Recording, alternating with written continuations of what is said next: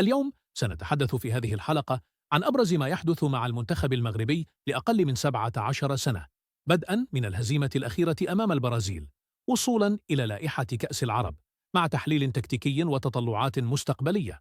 أولاً، نتحدث عن هزيمة منتخب أقل من 17 سنة أمام البرازيل في ربع نهائي كأس العالم. على الرغم من أن النتيجة خذلتنا، إلا أن الأداء كان مشرفاً، حيث تحلق اللاعبين بروح قتالية عالية. اعتمد المدرب على كتلة دفاعية منخفضة، محاولاً تنظيم الدفاع والتحكم في وسط الملعب لتقليل المساحات والتقدم في التحولات السريعة.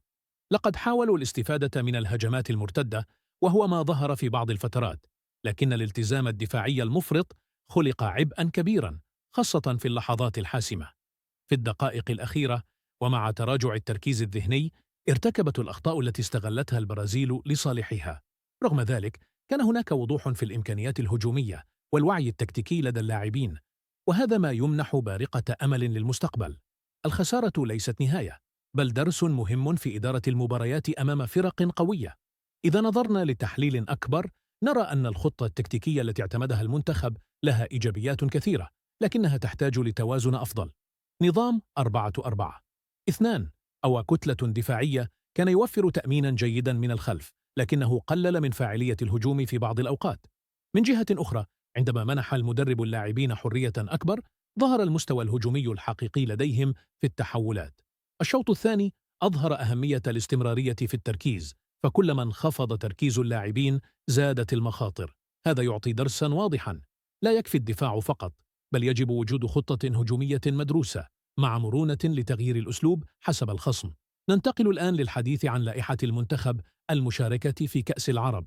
المدرب طارق السكتيوي وضع لائحة قوية تضم لاعبين موهوبين من الفئة الصغرى وعناصر شبابية، مع التركيز على العطاء والانضباط أكثر من الأسماء الكبيرة فقط. البطولة ستقام في قطر من الأول إلى 18 من ديسمبر، وتعد محطة مهمة للتحضير للمستقبل، خصوصاً لكأس إفريقيا القادمة. من اللافت أن بعض اللاعبين المرتقبين غائبون، ما يعكس استراتيجية واضحة لاختيار من يرى المدرب أنهم قادرون على تقديم الأداء الأفضل في هذه المنافسة. هذه اللائحة تمنح المرونة لتغييرات تكتيكية خلال المباريات، وتعطي فرصة للعديد من اللاعبين لإظهار قدراتهم. عندما ننظر إلى حراس المرمى في هذه اللائحة، نجد 3 أسماء تنافس بقوة: مهدي بن عبيد، صلاح الدين شهاب، ورشيد غانيمي. هذا التنافس صحي جدا، لأنه يمنح شعورا بمسؤولية كبيرة، ويشجع كل منهم على تقديم أقصى ما لديه. وجود بديل قوي للحارس الأساسي مهم جدا في البطولات الكبيرة، لأنه يوفر الأمان والاستمرارية عند أي طارئ. في خط الدفاع، التشكيلة تضم أظهرة ومحاور مرنين: محمد مفيد وبولوكسوت على الجهة اليمنى، وبنتايك والمساوي على اليسرى، بالإضافة إلى المحاور أنسباش والوادني وبوفتيني وسعدان.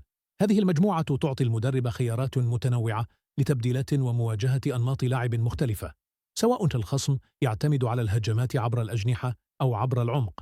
كما أن الخبرة التي اكتسبها هؤلاء اللاعبين من مباريات دولية أو مع الأندية تمنحهم قدرة التعامل مع الضغوط.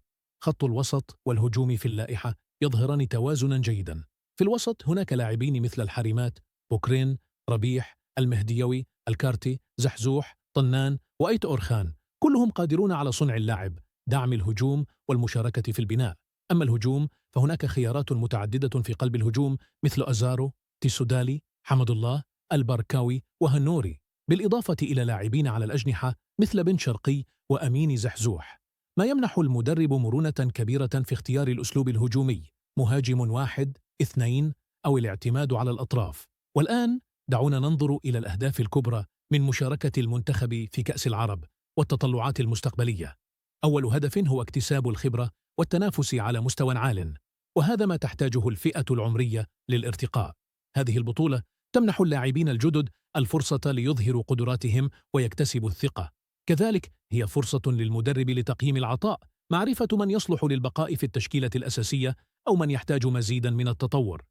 الهدف الأبعد هو بناء مشروع طويل الأمد، فريق قادر ليس فقط على المنافسة في العرب، بل على المنافسة القارية في كأس إفريقيا، وكذلك في تصفيات كبرى بعد ذلك. والآن أضفنا معطيات مهمة تدعم هذه الصورة: المنتخب المغربي تحت 17 سنة توج بكأس إفريقيا يو 17 في 2025 بعد فوزه على مالي بركلات الترجيح 4-2 بعد مباراة نهائية انتهت بدون أهداف. هذا الإنجاز يظهر أن الاستثمار في هذه الفئة صحيح ومثمر، وأن هناك مشروعا تنمويا قويا يدعم تطور المواهب. أيضا قبل ذلك المنتخب تأهل لكأس العالم يو 17 في قطر بتألقه في تصفيات كأس إفريقيا، مثل فوزه 3-0 على تنزانيا في مباراة حاسمة ضمن البطولة الإفريقية. ومن الجانب العالمي قدم المنتخب أداء هجوميا مذهلا في كأس العالم، حيث حقق فوزا تاريخيا أمام نيوكاليدونيا بنتيجة 16-0. هذا النتيجة الكبيرة تسلط الضوء على القوة الهجومية للفريق الصغير وقدرته على استغلال كافة الفرص. الفوز كان ضمن مراحل مجموعات البطولة، ويعكس أن المنتخب قادر ليس فقط على المنافسة بل أيضا على تحقيق تحطيم أرقام قياسية. كل هذه المعطيات تعزز من القوة والجدية في مشروع الفئة الصغرى. الخسارة أمام البرازيل قد تكون مؤلمة، لكنها جزء من مسيرة تتضمن تتويجا قاريا، أداء هجوميا ساحقا، وخطط تكتيكية واضحة لبناء منتخب قوي للمستقبل.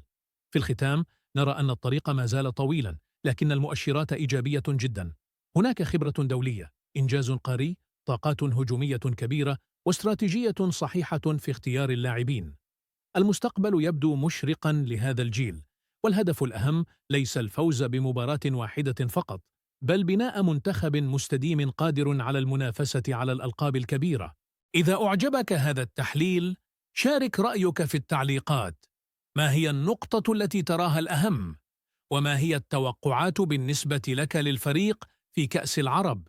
شكرا لكم على المتابعة، وإلى الحلقة القادمة بإذن الله.